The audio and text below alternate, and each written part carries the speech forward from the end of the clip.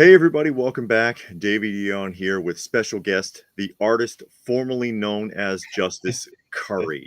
You should put Hello. you should put that on a t-shirt. I should. I need a symbol like Prince, some Yeah, kind of weird you could have symbol. like an old picture of you and a new picture of you, and it I say like the artist formerly known as Justice Curry. I won't even ask for a commission. A little bit it. late. We're a little bit behind schedule because there was a little faux pas with Restream. Because what do you want? That's what happens with Restream. Unfortunately, they um, they act really wonky at times. Been a minute since you've been on. Yeah. Thanks for having me on again. And Absolutely, I like talking about toys and the toy culture, and this is kind of my happy zone. So thanks absolutely, again. and that's the thing with us as well. It's like this is our sanctuary, as it were. Yes. We try to project that in our videos and the things that we do, so, and share it with the community and just have a good time. And no negativity, no social stuff, no politics. Just It's leave it alone. smart. I should try that myself. Unfortunately, I sprinkle opinions Mm. into my social media stuff, and Yeah. it turns into dumpster fires of back and forth insanity. And I'm just like, guys, get along.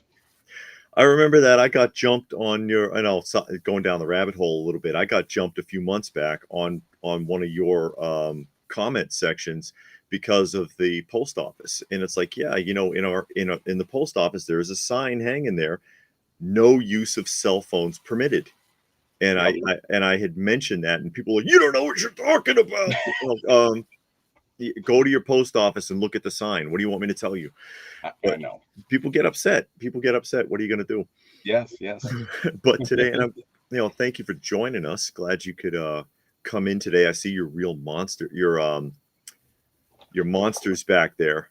Yeah, my pet monster. Yeah, those are getting tough to find. I remember when you would find those in the thrift store back in the '90s. You couldn't get $5 for one of those.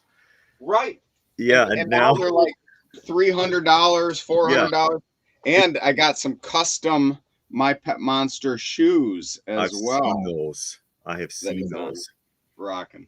That is crazy. It's funny how all that's turned out. That's why, and I'm sure I talk about it a lot before we get on to the topic here.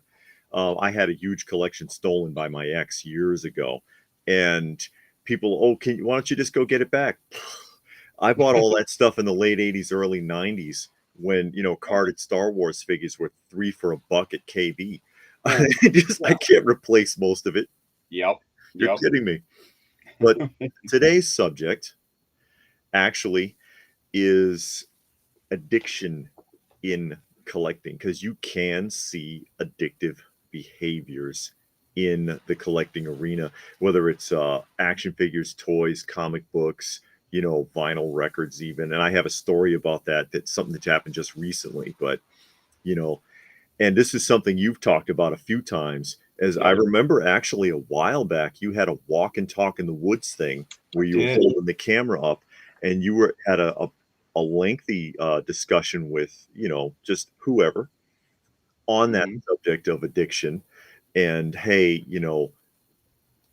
where do you draw that line? Of And course. Of course. there's a lot of signs it can be addictive. Of Hmm. course, you were in the miniseries Plastic Crack, the docudrama, as it were. There you We're go. representing right there. Yeah, I've got this one. Nice. I like that. I just did a hashtag obey recently, a meme. But and yeah, uncarded here says comics over crack. Yeah, I'd rather have the comics, thank you. But Yes. absolutely, you did a lengthy discussion on that some time ago, and I was like, Justice Curry would be the one to talk to about this. Absolutely. Yep. And obviously, and I'm going to go off on tons of tangents. Hey, So I apologize. you're Um, fine. but it's a subject near and dear to my heart because I've personally gone through it. Obviously, I'm going through it now. And Hmm. then with buying large toy collections and having heart-to-heart discussions with so many people across the years, I can see similarities with my time in law enforcement, with people that were addicted to various substance, alcohol, substance, pills, drugs, what have you, and then a correlation with our plastic crack Yeah. and how they blend in together. And yes, just the shameless plug, because the video that you were mentioning of me walking through the woods is I love it. And people reach out to me, weekly about, hey, that kind of snapped me out of the bubble that I'm going through, or they ask me for advice on, okay, now that I've admit that I have a problem, what next? So if anybody has never seen me before or doesn't follow my Facebook, so follow my Facebook. It's Justin Carey, formerly known as Justice Curry, but my Right. YouTube channel is still Justice Curry. I Just don't know when or when if I'm going to change that. you'll have a It's a hard long story. you'll have a hard time shaking that moniker because that's just how people know you. You know. Exactly, and that's fine. That's fine. Yeah. Nothing wrong with having a pseudonym. And That's right. there's my wife, Lady Oh, Butler. cool. If she couldn't join us here today, she's at work, but Yep. she's usually right there, Yeah. which is Oh. awesome. I love having her there. But yeah, it is addictive behavior. You can trace it. There are things that are definite signs Yep. that you could connect to. And I have a similar experience like you were talking about. I worked for the Juvenile Justice Authority when I was still in Kansas. I ran a YRC2 for them, and I've seen some addictive behavior you wouldn't believe from a lot of the juveniles in there. But I know you've probably seen, God knows, in being involved in law enforcement. But it may not seem as bad, but it can be as bad. And I often think of the show Hoarders. Yes. Hoarders is a great example. My wife watches a lot of that show. She used to. And it's kind of interesting, though, with the Hoarders that when you watch that show, none of those people actually want any help. Just pick it on the show a little bit. If you're really paying attention, they're in trouble. The code compliance is after them. The county's after them. Child Protective Services, elder care. Somebody's having a hard time. They don't want your help. Yep. And they don't really help them. They pack everything up and put it in boxes, and then they come back a year later and it's worse. Yes. But they have a lot of similarities, and I experienced this just recently, actually this past weekend on Sunday. Someone that my wife and I was talking to with a record collection, where they're like, this guy's got 50 cars in his backyard, and the show's arranged for someone to come and take them away for 125 a pop, and they're like, it's worth so much more once I tear those down and scrap them. And it's like, dude, they've been there for 35 years. You're never going to do it. You're right, exactly. Let it go. It's okay. Yes. And I see a lot of that in the toy community also. People got stuff they don't even want, don't care about. They say they don't care about it, and they won't let go. Yep. And I'll dive into some of the, and I'm not a psychologist. My wife's a counselor. She did a video with me on YouTube as well, talking about the addictive behaviors of collecting and the correlations that I see. And I came from a destructive addiction of alcoholism that I've been 12 years sober now. And I kind of jumped into the collecting community shortly after it, because it was a major life change with my groups of friends that I was hanging with, my patterns of behavior with alcohol. And, the first step is admitting that you have a problem. And I would always point to other people and go, well, they're the homeless guy's he's an alcoholic, not me. Sure. And then even as years went on and I realized I need to change, I tried on my own, and I would just slip back into the same routine after a few months or two of changing my behavior. It would always go back. And it wasn't until a miraculous moment with God of just going, hey, take this away from me. And once I surrendered it, it was gone, and I never looked back. But weeks later, I stumbled upon a show called The Toy Hunter with Jordan Hembrough. And I was like, oh my gosh, there's adult collectors. Because I used to have this in high school, and I didn't know anybody else did this. I kind of thought I had to grow up, packed it all away. So once I became sober and then I saw adults like me collecting, and I'm like, oh, this is what it's about. And I Sure. jumped back in hard and heavy and accumulated the collection that you see, Hmm. using a lot of my flipping skills. But when I buy large collections from people, they often have the same kind of mentality of, like you mentioned with the hoarders, it's Yeah. worth more. This toy right here is worth $100 and you're only going to give me $30 for it. And I'm going, yes, because time is more valuable than money. And when you have 1,000 different pieces, I'm buying it all. I'm not just buying one Yeah. thing. And you're never going to get around to, because most people have jobs and lives and whatnot. It takes a lot of energy to be a reseller and a lot of heartache and headaches. And that's why people come to me to liquidate large collections, Sure. is because they finally get to that point. But it's a slow process. It's a very, very slow process that sometimes people can wrap their heads around and other times they can't.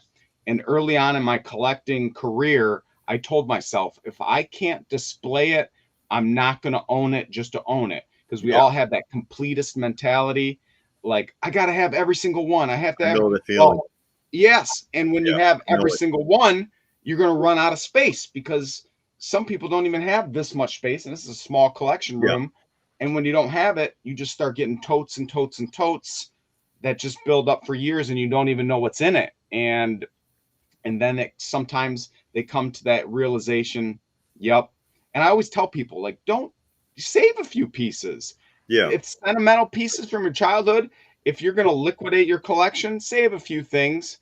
And sometimes, like your hoarding show, someone sells every single thing to me, and then next thing I know, 5 years later, they're reaching back out to me and they accumulated it all again. And it's because they never got to that root problem of a Yeah. retail therapy or the dopamine hit every time they buy something. And just because you're a collector doesn't mean you're an addict.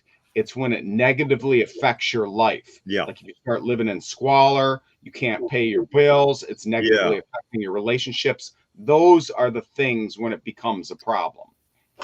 Yeah. And And I that's can like talk. some of the signs that you might be taking that too far, like you said, living in squalor. And I've seen that with people got, and it's just piled and there's no order, everything in its place, and every a place for everything kind of mentality. Like, we got this set up here, and we recently just pulled it all down and clean it. And we go through this regular thing where we dust and clean the whole area. But some people, they get overwhelmed and they just keep stacking and stacking, and then you end up with like a half inch of dust on everything. Something might be wrong. Yeah. Or Yeah. if you have to hide your purchase, it's Mm. like and I see a lot of memes picking on that. How much did you pay for that, or where did that come from? Oh, I found this at the thrift store. Yeah. Yep. Just Oh, of course. And that's common. yeah. Dudes, like I ship out, 20 packages a day, and there's a few of them sprinkled in where people say, ship it to my work address. I can't let my wife see this. Oh, And I'm like, see, hey, to if you each gotta, their own. yeah, if you gotta hide it, that there might be something there. And why would you have to hide it? Either this it's overwhelming, or you really can't afford it right now. Yep. 'Cause like you said, pay your. Are you keeping the lights on? Is the water running? Maybe you ought to Mhm. slow down a little bit. Yep. And Jay is joking. He says, "Justin, who's Justin?" I know, because Justice Curry, it's the Batman Bruce Wayne thing. Yeah, People are like, what? the mask is off. The mask is Spider-Man off. Peter Parker, and it ruins his life. So But and for those of you who do not know, Justice Curry, of course, is well known in the toy community. He goes to a lot of shows. He is a dealer slash collector who has his own big collection, but buys out lots and kind of cherry picks and then flips the excess, yes. which is not a bad way to go, as long as you don't end up keeping everything. Which It's can be, hard, man. yeah, I It's bet. it's definitely hard. And my wife comments because my collection has leaked into the other portions of our home, Uh-oh. whether it's our kitchen or dining room, the kids' play area, even my son's room. On the spots that I can't fit anything, I have like expensive art pieces or one of a kind Sure. this. Because I'm like, he don't care what's on his wall, Minecraft poster or priceless pre-production GI Joe thing. Yeah, absolutely. But yeah, there's some signs where people have to watch out for. If you're debating paying a bill, I mean, always take care of yourself first. If you have to hide it, something's not right there, or at least there's this conflict possibly within the relationship. Yes. That if it's interfering with the relationship, if you have a spouse who is just dead set against your collecting at all, that's a different problem. But you know, Right. if you got a hobby that keeps you content, why interrupt it? Exactly. But And other themes that I've noticed with brand new collectors, because a brand new collector will get into it and it's just a rush. It's so much fun. You're reestablished. yeah, Oh, I had every GI Joe, and then they're grabbing them, but then they become completionists. So now I got to get every 1985 figure, 1987 figure, blah blah. yeah, And I tell people constantly, because they reach out to me after discovering one of my videos, or they realized, oh my gosh, your prices are so much cheaper than eBay. yeah. And I'm like, slow down.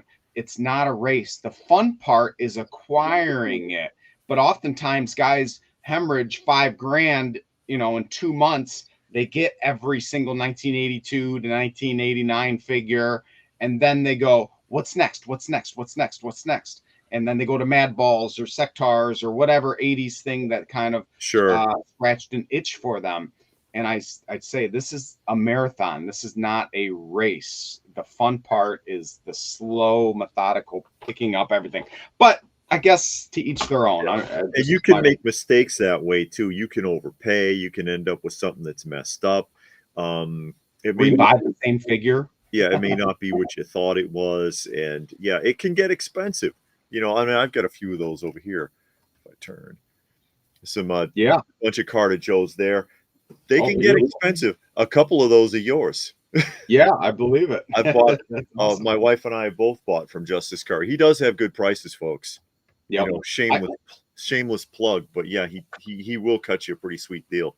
I tell people, if you can find it cheaper someplace else, I will beat it. And that's not just some kind of like, ha ha ha. I'm serious. Like, some guys want to maximize profit and they want the buy it now prices. I'm like, I want my stuff sold within 5 minutes. Someone sees my post on Facebook. Again, follow Justin Carey on Facebook. Yeah. They see my post and they go, I'm never going to see it this cheap again. So they buy it. And because time is more valuable. I don't have employees. I don't have this big setup. I want to go through my items as quick as possible. And he will. My system. Just speaking on a personal note, he ships fast. Yeah. He does ship fast. Same day.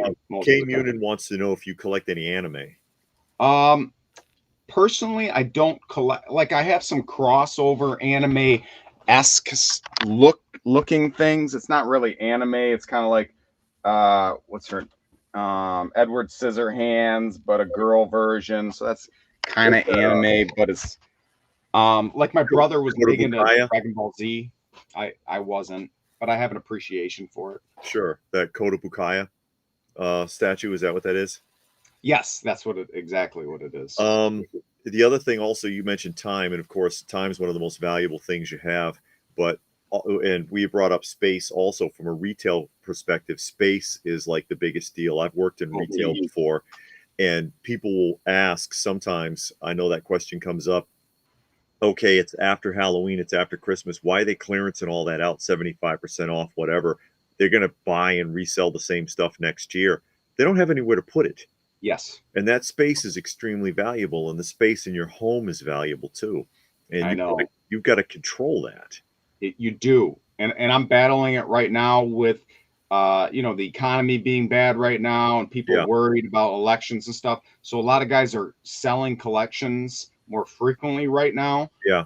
So my messages are blowing up constantly, and sometimes the deals are too good to be true. So I'm just like buying them, but now I'm accumulating it faster than I can sell it, and I'm going, what do I do? So I'm even looking into, because I don't want to get a storage space, but I got an acre property. I'm like, well, I could build a little outshed building and store stuff, or You'd have put to make sure it's climate control though. yes, Yeah, because or yeah, store things in there that are not toys that would free up like all my Christmas decorations, all my excess kid stuff, sure.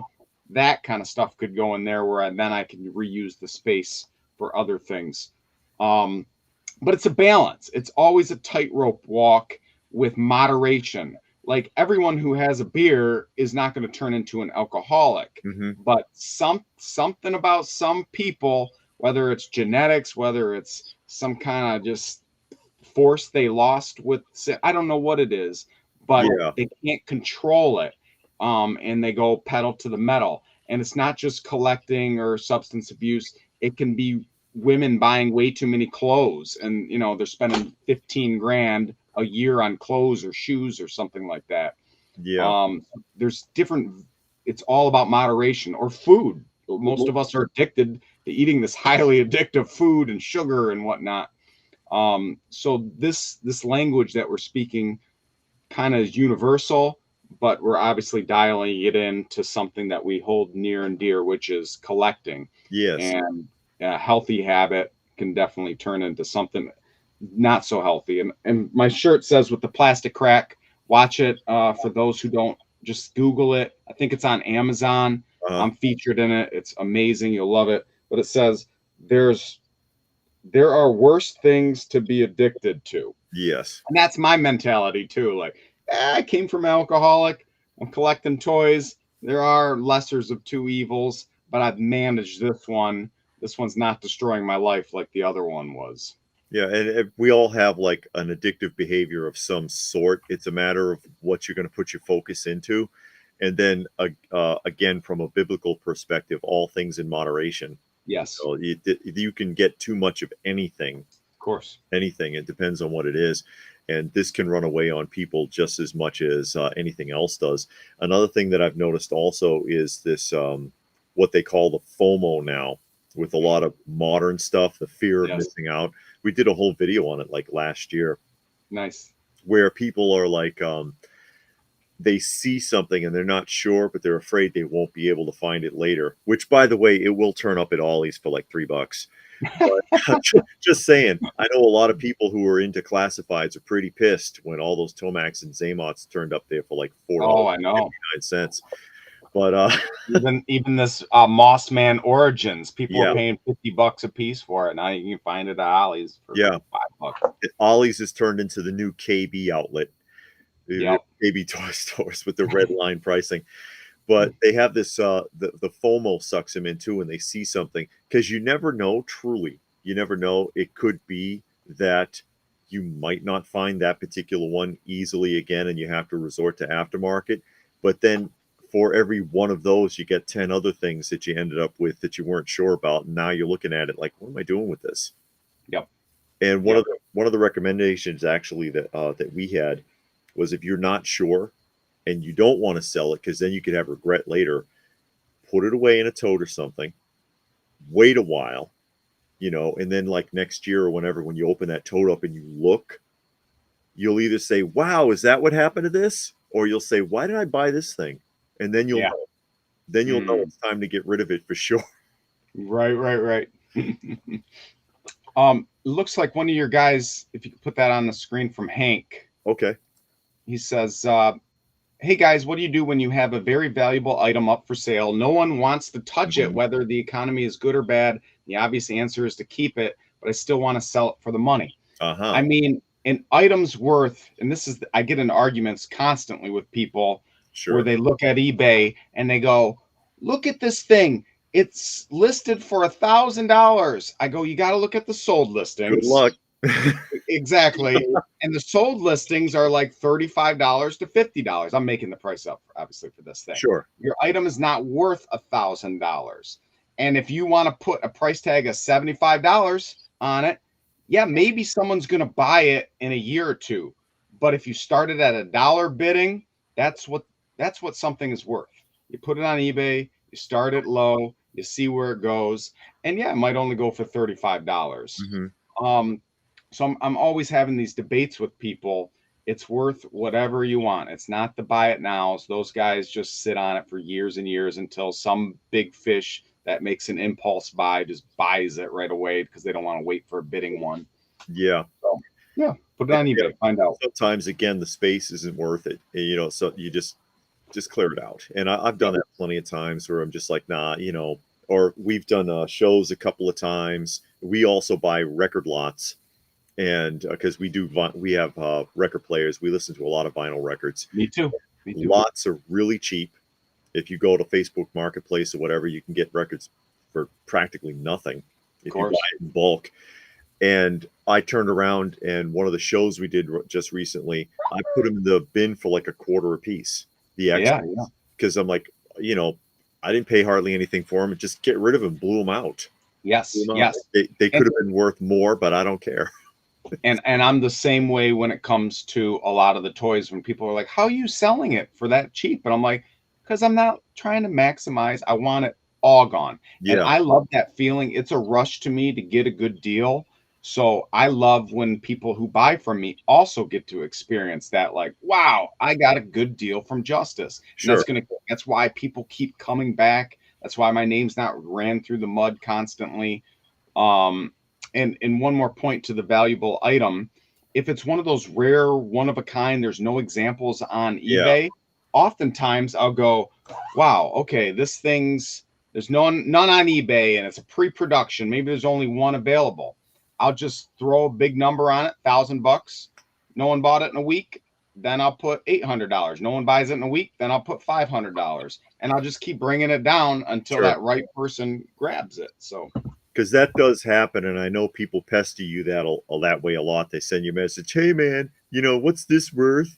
And of course, you know, take a look at completed auctions on eBay to gauge it. And true enough, though, there are certain things you won't find, you know, and that's a different animal altogether. But mostly, I mean, if somebody came in and they were like, "Hey, would you take this for it?"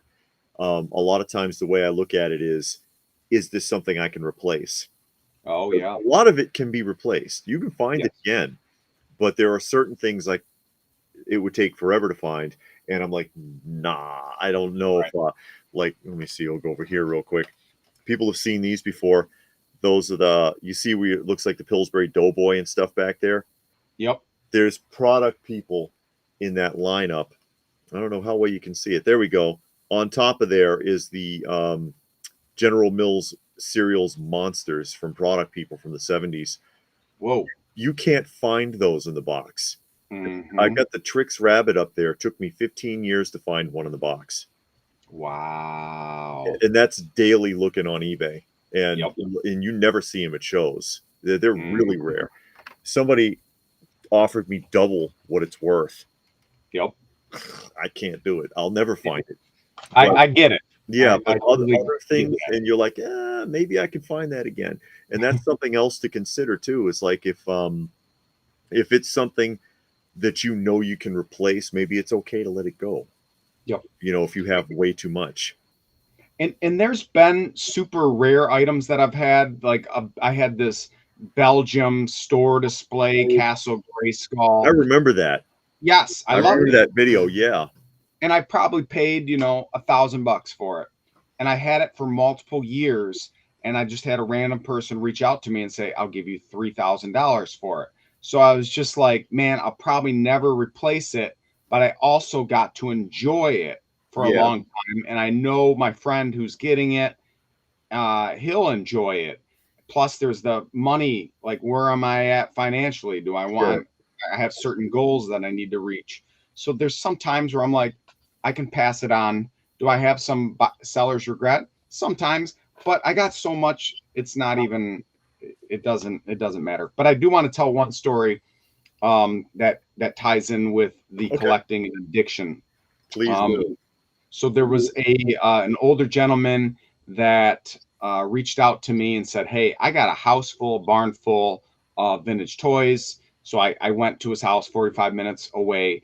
Beautiful house, like more than $500,000, $750,000 house on a lake.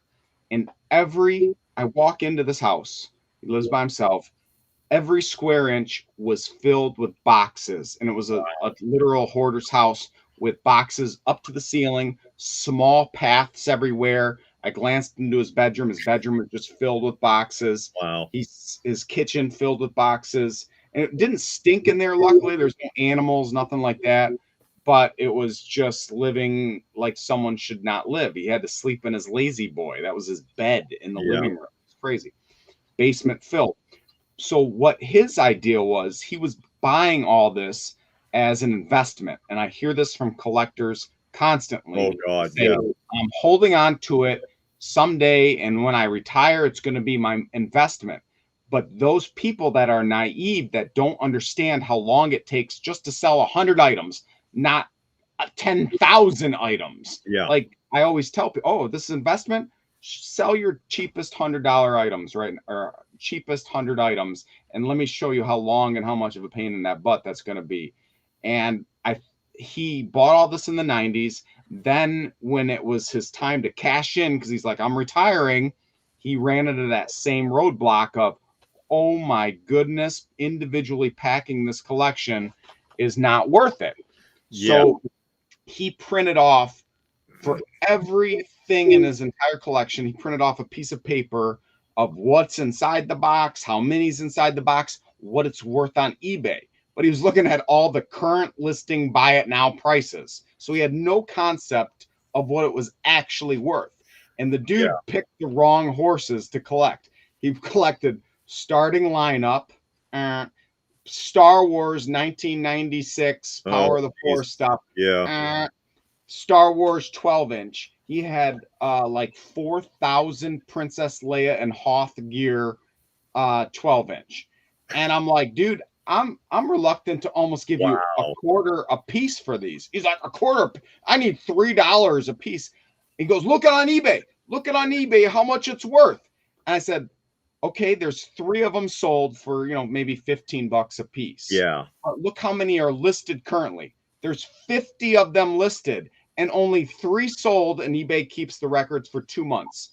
Yes. 3 sold in 2 months. The demand on this item is so low that I'll be lucky to clearance them out myself for $1 a piece to other resellers. Like, I'll be super lucky to get that. Yeah. You have 4,000 of them. So I had to inform him. Plus, he collected Spawn, a whole garage, thousands and thousands of Spawn. And I'm like, dude, why couldn't you have collected like really Boglins or Attack of the Killer Tomatoes? Or we weren't seeing eye to eye on a lot of things. So he let me cherry pick his collection, which was good because he did keep a good some lines that were nice, like Hasbro WWF figures. Like he had 10 Undertakers, and I'm like, those are a couple $100 a piece. That's awesome. Or Earthworm Jim, he had a ton of. I filled up my car with. Toy Biz Marvel, not really good. But when you're buying them for $1 a piece, I'll find someone to pay $5 a piece. Yeah, those are still for really affordable. The Toy Biz stuff. And so the time factor of keep as a nest egg, I don't think is a really good valuable. And plus, you got to know when to pull the parachute. I've used this story 8 million times, and I'm sorry if you have already heard it. You're okay. When I went to a toy show, there's an old man selling just 12-inch G.I. Joes, and I was wearing a G.I. Joe shirt. Yeah. And he goes, young man, I take it you collect the 80s and 90s G.I. Joe. I said, yes. He goes, know when to pull the parachute. I go, what are you talking about? He goes, look at that 12-inch G.I. Joe over there. Back in the 90s, I could get $500 for it. He's like, right now, I'm lucky to get $50 for it. He's like, my generation is dying, and it's a supply and demand. When my generation dies, the demand goes down, and all their kids throw it on eBay, the supply goes up, and that makes all the prices drop. So he said, your 3 3/4 figures, once you start hitting your late 50s, 60s, and your generation starts going downhill, and all your kids are throwing it up on eBay, he's like, this stuff, your $800 snake eyes might be only worth $200.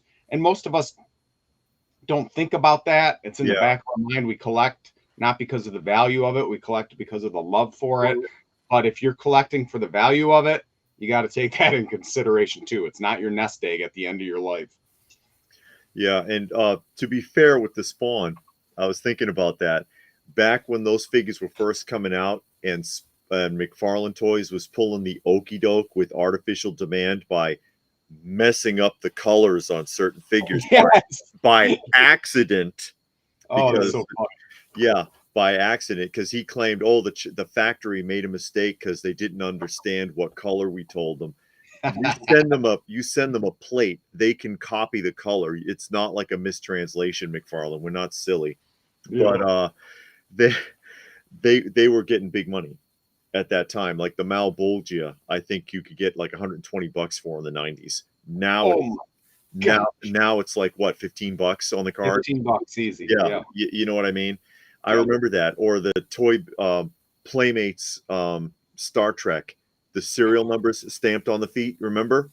Because numbers under 10,000 had color variations, and they did that with all of they did it with Sequest, and they did it with Skeleton Warriors and all those figures. And numbers below 10,000 were getting crazy nutso premium prices on eBay at the time. Where are they now? They're all sitting in the bins underneath the tables. You can't get 3 for $5. Isn't that funny? I know. It's died. Oh, I don't know if you ever saw. I pulled them off. That's the product people Tricks Rabbit, and it's just it's a vinyl squeak toy. It's like you put it in the bathtub and he squeaks. But and how cool is that?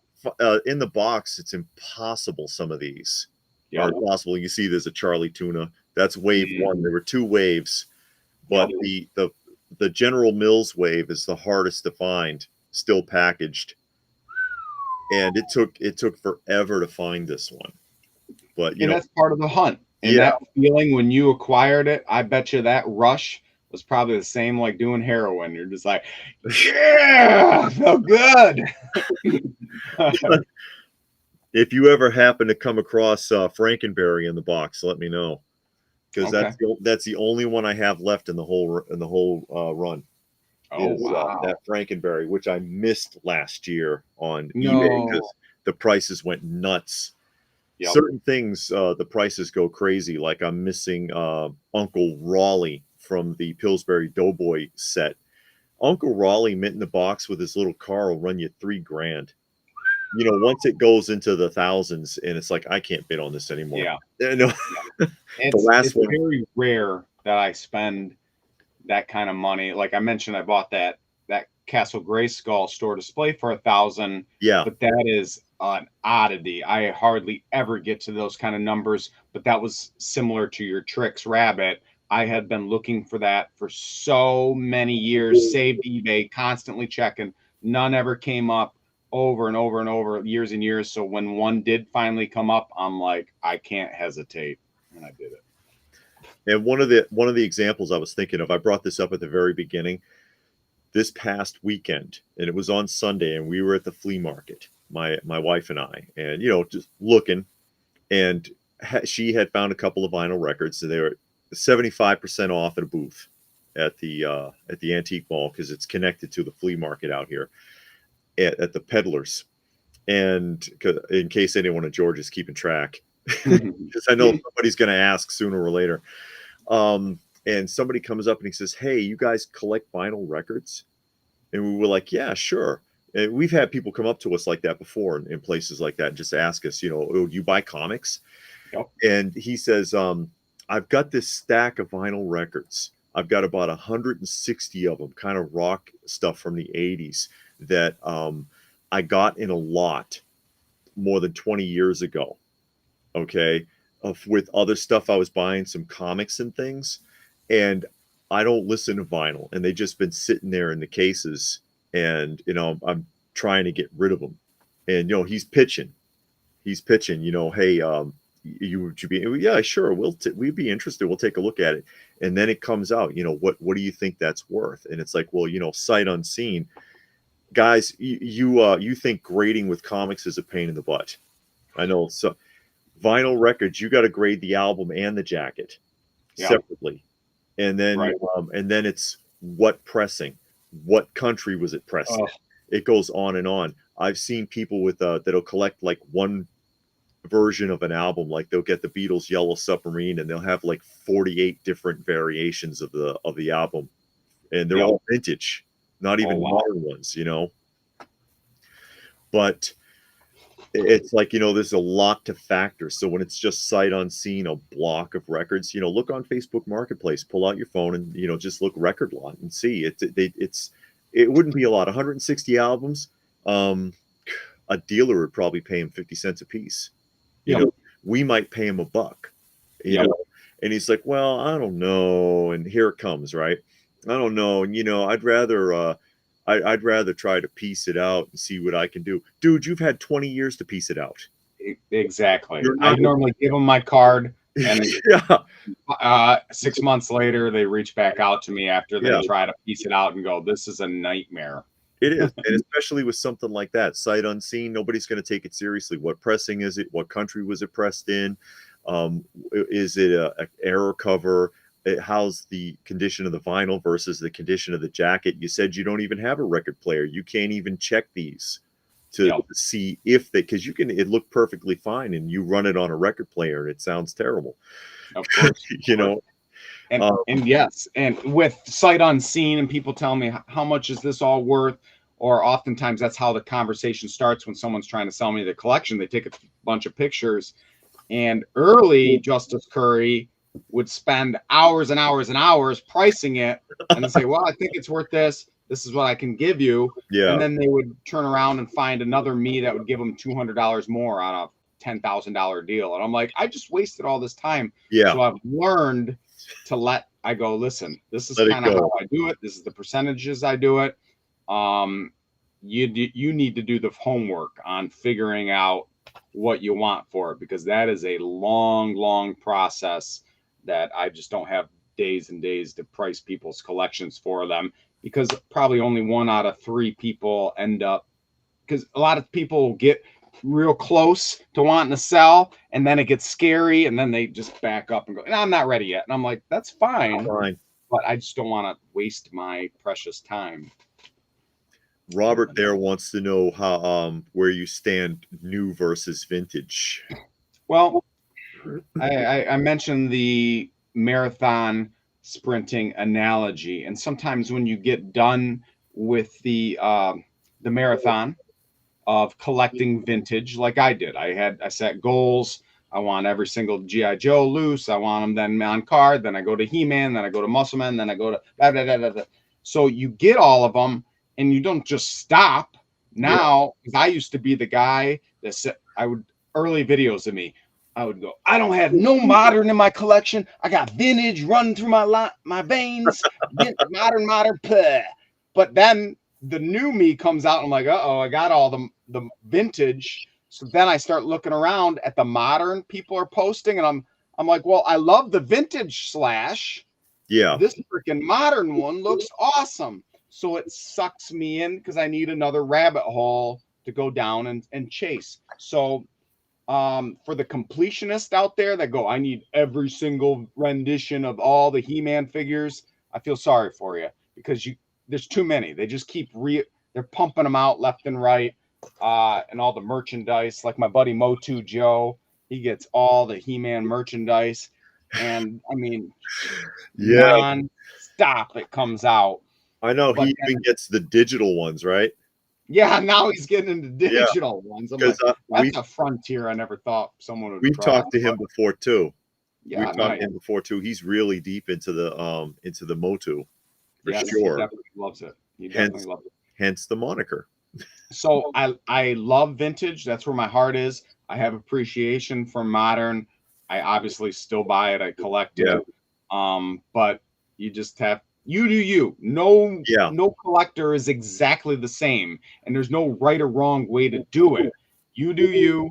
And we're obviously talking about a heavy topic with addictiveness. Yes. And if you start noticing some of these addictive qualities that we're talking about, or you deep down realize I got a problem, then this video might help you take the first step of like, I do have a problem. Like the old alcoholics. You stand up, hey, I'm Justin, I'm an alcoholic. And you go, hey, yeah, Hi, I got a Justin. problem. Yeah, hi, Justin, everyone clap for you. Then you need to seek professional help, because you trying to battle it yourself, if you have a real hardcore addiction problem Yeah. with collecting or whatever it is, alcohol, pills, what have you, your addiction is destroying your life, then not these help videos online are going to help you. I mentioned what did it for me was Yes. my relationship with God, but that might not be you. You might need to go to support groups or counseling. My wife's a therapist. She helps people with negative addicting behaviors. And any counselor is also going to be able to help you with some of these patterns or set budgets or what have you to get you out of this negative collecting and get you into a more healthy version of it. So, Yeah, another one to watch out for is the gotta have it's, and I've seen this a lot at conventions, and also people who go on toy hunts where they're running around all over town to every Target looking for something, yep. and they've been to 5, 6 different Targets, and it's like, okay, how much time, fuel, and did you have to get lunch? How much is actually invested in this figure? If you find it, it will end up costing you $80 instead of 26. Yep. Or you went to a convention, and I see this a lot at shows where people, because we film a lot of shows and we do the showcases on this channel, that they go to the show and they've got it in their minds. It's like, I've got to find something. Whatever they thought they were looking for isn't there, which you're never going to find it if you're looking for it. It's got to be a target of opportunity. If we're being Yeah. honest, mostly it's Yeah. target of opportunity. But you go to the show and there's nothing there for you, and you're like, I drove 4 hours. I had lunch. I've got to pay gas both way. I paid to get in the show. I'm leaving with something. Right. You know what? You don't have to. Yeah. You don't have to force yourself to buy something that maybe later on you might regret that you purchased it, just to buy something to justify the fact that you were there. And Exactly. I see that a lot. I I see do too. a lot of That's a common thing. Yep. They want to. Well, I think a lot of it has to do with having a memory attached to your event. So you come home and I look around my collection and I can kind of tell you, oh, I remember who I got that from. I remember going to that toy show. I remember meeting this guy at lunch and he hooked me up with this childhood figure and there was a story behind it. Or my friend who passed away gave that toy to me because that was his childhood toy. So there's a lot of memories. So maybe they want a memory, or maybe it's just like what you said. They got money burning a hole in their pocket. So yeah. we got to spend it on something. And if you do that, spend it on something cheap, $5 for the memory instead of, 50 or 100. Yeah, and the shows know this. That's why a lot of shows have a show exclusive. Yep. They have a show exclusive. JG says when it becomes a problem, the hobby isn't fun anymore. And I've heard this so many times with private conversations between a lot of people. And it's kind of weird for me to even be talking about this because it's almost like McDonald's saying, hey, my food's not healthy for you. I'm Yeah, a toy hustler. I make money selling toys. But what's more important to me is the mental well-being of people, whether it's my toy collecting friends, people who buy from me. And if they see this video, yeah, they might not buy from me next time because they're realizing, uh-oh, I got a problem. But that's more important than the sure. money it is to me. And it's a weird dynamic because most of the time people can tell this ain't fun no more. Like I don't even know what I own. And I've been to other old men that have storage units and they've opened it up and they kind of did the same thing as the record guy was doing. Like, well, this might be worth this, or I need to match this up. And I'm like, dude, you got a layer of dust this big on it. You haven't opened this unit in 20 years. Oh, Like, wow. you're never going to get around to it. And another story that's about that specific scenario, again, a 70-year-old guy collected all Star Wars, Alien, like he had every awesome thing that you can imagine in a storage unit, giant layer of dust. But it was almost impossible to buy from him because he had that mentality of, I need to match it up. I need to maximize profit. Luckily, I was able to get a big pile of some really, really special things, but I probably only bought a quarter of the unit.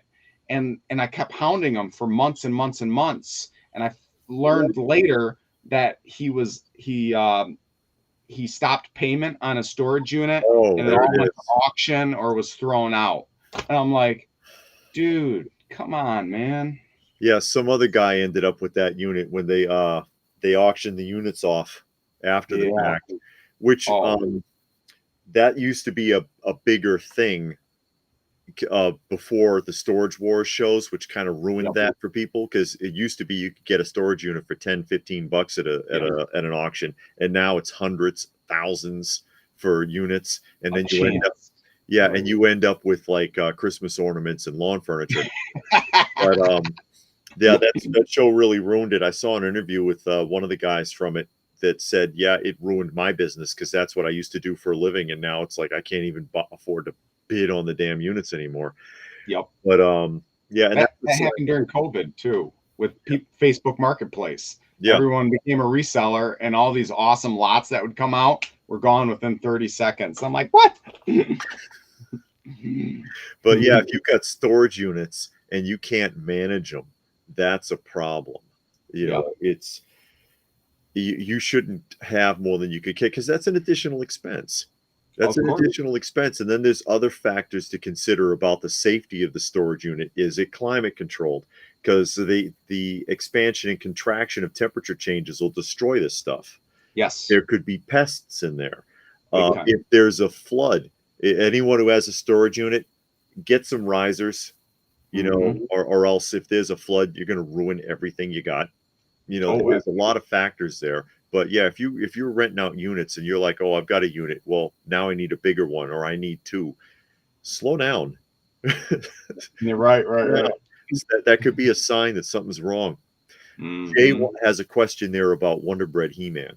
Uh, as far as variations, I'm not familiar with any variations of that Wonder Bread.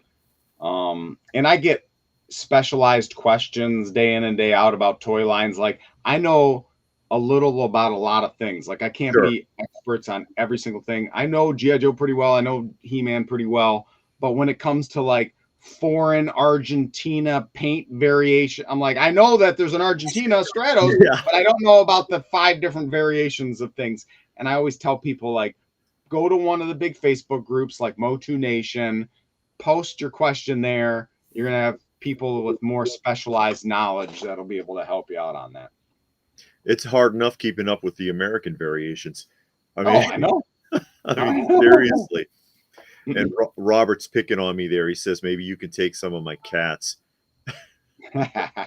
Well, Yeah, I got 2 cats wandering around right now, and I know you guys are yeah, cat well, we people were working yourself. as a proxy, and the person that we were working with that has an animal shelter got sick, had surgery, and they just can't help us now. So we had to look for someone else, but we had 20 because we were fostering a couple, and we had some kittens we were working with, but we're just starting to get them moving again Yep. because that's more than we can manage, and that's a problem too. I don't want that to turn into an addiction. How many cats can we take care of? Probably 10 or 12 is our limit, you know, because we have outdoor habitats. But then 20, that's too much. You know, we need to sort that because you've seen animal hoarders too, I'm sure. Of course, yes. Here's an interesting question by Black Knight. Okay, let me catch him up. There he is. And Black Knight has a channel, by the way, too, if anyone's interested. Nice. Says, hey, David, some people say toxic toy community and figure swapping ruin the joy of collecting. Uh-huh. Now, we probably could make a list of 250 negative aspects of toy collecting, probably way longer than 250. And there's Sure. not any one thing out of that that can just blanket ruin something that's special to you. And you just have to learn how to go, hey, any hobby, whether it's sports or what have you, we're talking about toy collecting, there's Mhm. going to be negative aspects to it or toxic personalities Yeah. to that. and my block list is probably up to 800 people now. It's crazy. I have to block people constantly because when you have a lot of eyeballs on you, if you have 1,000 people watch a video, chances are 3 of those people are going to have some other things going on, and they're going to take it out on you, whether it's one of the 1,000 of opinions in there that you gave, and then it's pitchforks and torches wanting to come after you. And I'm like, I don't have time to battle people. So block, block, block, block, block, block, block. So if you, and some of it's entertaining, you know, I'll go into one of the groups and I'll see a dumpster fire thread of 200 comments and people arguing back and forth. And you see all the memes of someone eating popcorn. I mean, yes, it's entertaining, but a lot of those people aren't trying to be entertaining. They got chaos in their mind. And if you invite that chaos into your life, they're going to ruin your life too. So toxic toy community as a whole, 90% of them's good. Yeah. The 10% of the knuckleheads, shift them out of there. And then figure swapping. I mean, is it possible? Yes. Is it probable? No. It's going to happen a little bit, but probably not that often. It's not often to be concerned about. Yeah, because I've seen showcases of that too. People put it on the video because and just for in case anybody's not sure, you order a figure, say from Walmart.com, you take that figure out, you put some piece of crap in there, return it. They don't check anything. Right. It ends up on the shelf in the store, and so now you've got a Marvel Legends box with a Lord of the Rings Frodo figure in there or something like that. And this is part of the reason why a lot of people were really pissed at Hasbro for doing closed boxes, which they reverted back to because it did hurt them. People weren't buying those figures. But yeah, that's kind of what a lot of that is. And I don't think there's a lot of that going on, but there are people who do it, of course. It's sporadic. I mean, maybe 1 out of 100 figures you're going to encounter some figure swapping, but then you just take it back, get your money back, and go, I got a story out of it. Keep a list. See how many times you run into it. My favorite story about that, though, was in a Target when New Mego first came back. And, they did the Fonzie figure. Yep. And there was 6 or 7 of them hanging on the peg. And every one of them had been split open and somebody stole the combs out of them. Oh, my goodness. I should have filmed I should have filmed it with my cell phone. I didn't think of it at the time. And I was like, that is nuts. Who the hell stole all of these combs? I know. It's crazy. And I've known. I don't even want to tell that story. That's a bad story. Let's just say when you know a lot of people, and I know thousands and thousands of people, sometimes some of those people are going to do things that surprise you. And you're like, whoa, oh my gosh, I've talked with this person many times. And then they, do something crazy like that or get caught doing it. And you're like, Yeah, you never know. Like that one story from last year about the guy who stole the missile firing Boba Fett. Oh my God! From his friend at the what is it, the Mos Eisley Museum or whatever he calls it? I forget what he calls that place. That guy has like the world's biggest Star Wars toy collection. And been volunteering there for years, and it's like, I can just imagine. That's horrible. Oh, that's right. Now, my wife reminding me. Happened to David. He ordered a figure from Amazon. It was the wrong figure. What happened was it was supposed to be mint sealed new Mezco Frank Castle Punisher, right? And everything looked good, but when I opened it up, it was the Frank Castle head on the Mezco Frankenstein body. What? I did a video on it like a couple of years ago. Oh, that's hilarious. I called it Frankencastle. Frankencastle. I got hosed. I had to return it to Amazon. And the sad part about that is I sent the return in, and regardless of my explanation, that sucker went right back on the shelf. Of course. Somebody else got it. Yep. Oh my goodness. Who does that? It was supposed to be mint sealed. But yeah, people I think that's about the only time that happened to me. That's about I gotta get going here in a moment. Okay. I had an hour, but I love talking with you. This is a blast. And it goes by so quick when you're having fun. It just It goes, does. because I could talk for 3 hours and just, it's fun. But yeah, we appreciate it. And again, talking about the addictive behaviors and some signs that that maybe you need to slow it down if you've lost track of what you have. You can't display it carefully. And I know some people don't have a lot of space. Do the best you can with your space, but don't overwhelm yourself. You don't need the collection in your bathroom and kitchen. And I've seen that in videos, especially with Funko Pops. That Oh yeah. fun, on the platform of the toilet, it's 10 high. Like, dude, you need to slow down. Take it easy, buddy. But you can't take proper care of it. Um, you can't pay your bills. It's taking up all your time. You're not happy with it. It's not filling that sweet spot anymore. Did I miss anything? Your loved ones are Oh concerned yeah, about it's affecting your relationship it. in a Yes. negative way. Things like that, things to think about. And thank you, JG. JG made a donation to the channel. Much appreciated. Goes a long way to helping us with our shelter cats. Believe it. That's where most of that goes when people help the channel out. So thank you, JG, again.